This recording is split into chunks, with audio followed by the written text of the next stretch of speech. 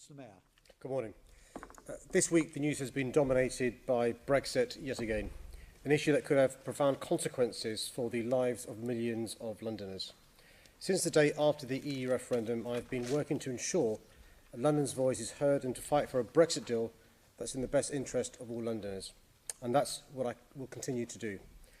Last week I wrote to the Prime Minister to warn her that the government's white paper completely fails to meet the needs of our leading service sectors, which represent 92% of our economy in London, a concern shared by many business leaders in London and across our country.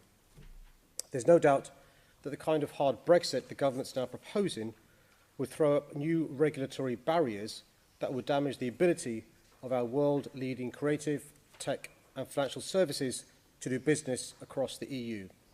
This would cause huge economic harm with repercussions for not just here in London, but across the country.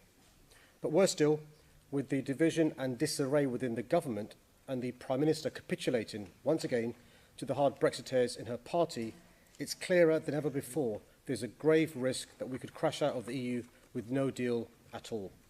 This is the worst possible scenario, one that independent experts predict could lead to nearly 90,000 fewer jobs in our city.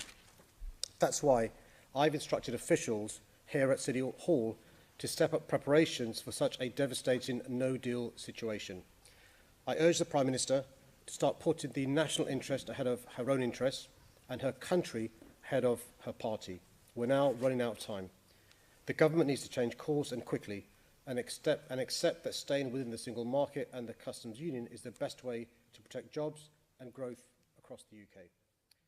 Since we last met... Thank you, Mr Mayor, for your statement on the White Paper. Coincidentally, just a few days after the Chequers so-called agreement, the Economy Committee at City Hall held evidence hearing on Brexit and its impact on London, and all the experts from whichever side of the debate they came agreed that this wasn't a comprehensive plan we need to protect the capital's economy and Londoners' jobs, and there wasn't a hope that Brussels would accept it anyway. And I think you do agree that after the White Paper wrangling this week and the deadlock in Parliament, with the Prime Minister enthralled to the Conservative Party's Brexiteer extremists, the economic health of London is very much at risk. Isn't the time coming for the people's vote, a second referendum on the final deal, if there is one, and with an option to remain, then we can all make a properly informed choice, hopefully without fake news, without broken campaign spending limits, and without Russian or President Trump's involvement?